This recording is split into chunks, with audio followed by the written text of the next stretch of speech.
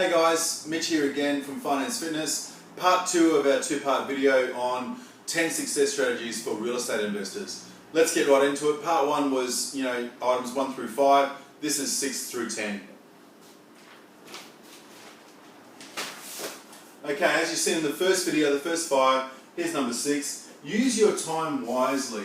I'm sure we've all had days and maybe even weeks where we haven't done much, or worked on our stuff or worked on our portfolio. Very important that you use your time wisely, doing the things that make you the most money or the most freedom. So learn to separate what's urgent from the important. So if someone's wanting your time but it's not important, wanting coffee dates all the time, it's very important that you set a strategy to try and knock out those goals. Whether it's starting at 5 a.m. and doing those things that are important to you, but learn to separate what's urgent from what's important. Learn to delegate. It's very important that you can delegate certain tasks that you don't either like doing or that you're not good at. For me, it's bookkeeping, etc., etc. It's very important that you learn to delegate. Do what you do best. So what is the highest value that you bring to your game or your part of your portfolio? Is it negotiating? Is it sourcing? Is it looking at contracts? Those are the sort of things that you should be concentrating on, which is bringing you the highest value dollar or the highest value reward in your portfolio as a real estate investor. As I said here, for me it's negotiating and sourcing deals, but those are the big value items. There's no point trying to negotiate on a cup of coffee, but I'd rather be negotiating on a $500,000 duplex or something like that. So very important that those things are actually the things that make you the most time and make you the most money. Don't forget you're managing yourself and managing your portfolio and having drive and focus. So use that time wisely and manage your life in a way that you never lose your positivity, you're always upbeat, all that sort of stuff is very important. And if you manage your time wisely, that means you're always borrowing and planning. How much time are you spending on your own life and your own portfolio? Are you stuck in a job where you've got to do this outside of hours? Very important that you sit down with your spouse, sit down and have a think. How are we planning? How are we going forward in life? This is a really good way to use your time wisely. Set those goals, write them down, look at them often. It actually it works. Number 7, regularly review. Regularly review. This is part of your planning process as well. It's not an accident this has come up twice. Regularly review your portfolio, your goals, your strategies. Always having a look at the analysis of your portfolio. Where am I sitting? What's my LVR? What is my growth? What is my yields? What is my internal rate of return? What is my cash on cash return? So these sort of things are very important because every time you look at a new asset, you've then got to marry that onto your existing portfolio and see how it all performs together. Very important that you understand that. Understand the velocity of money.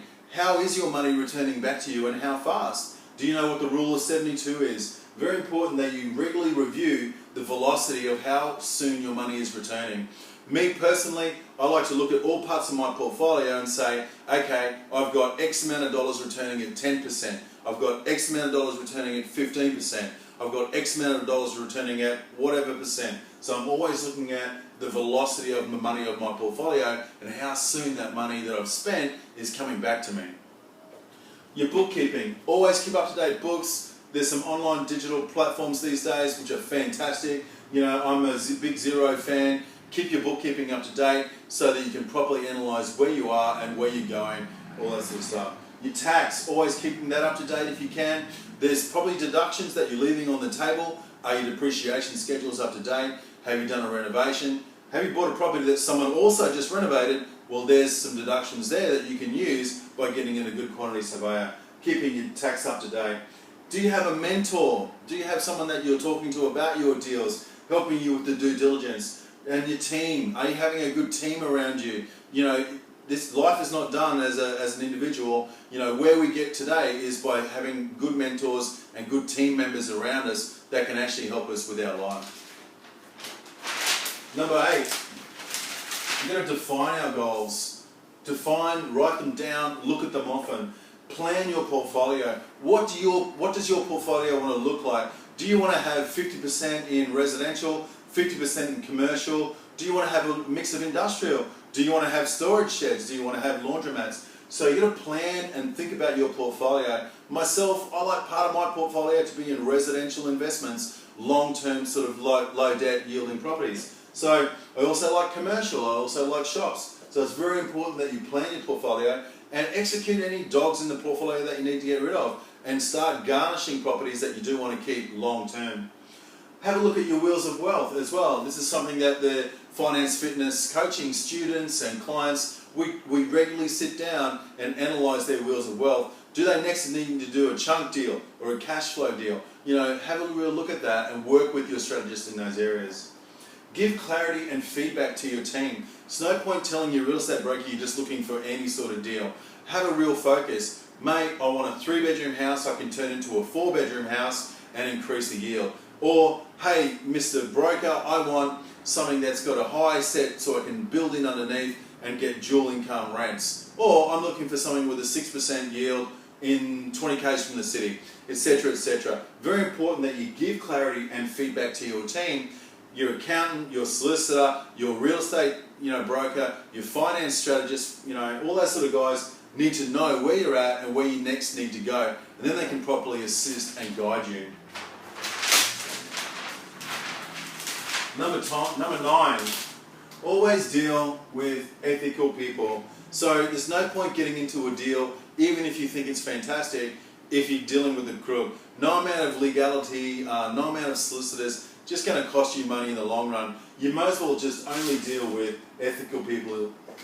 This point here, having your legal agreements in place has taught me a lot of lessons over the years. So now I always have a solicitor vetted agreement when it comes to a joint venture. I always have a solicitor go over the contracts. I always have a solicitor help me with my real estate and my business transactions. If you do a bad deal, you're still dealing with bad people. So pay the price, get out of it, just deal with ethical people. Always use your gut instinct when it comes to dealing with people. So it's very important that if the way they treat people, a good litmus test for me is how they treat other people, or if they're telling you about a deal that they've ripped someone else off, that's probably going to happen to you as well. How you treat wait staff is also very important to me. I think that's important, a good litmus test for people. Always deal with ethical people. You can be too close to a deal, so don't be too close to a deal. Always separate the subjective from the objective. If you think you've got the best whiz-bang new invention, or if you like this property so much, ask yourself why. Is this a good long-term thing? Am I doing this deal because I love it, or is it actually good for my rest of my portfolio? Don't be too close. Always keep your analysis head on, your analytic head. If it's not working, move on. I tried to buy a car wash many years ago and I just couldn't fund it. It just wasn't the right thing to do, so I moved on, even though it was a fantastic deal, but that's how it is. Always do your research. Always know where you're at. You want to know what number 64 sold for if you're buying number 74, in that street. You want to know within 2Ks what everything's buying and selling for. You want to know the yields or cap rates for commercial property. You want to know those industry standards for the industry that you're investing in.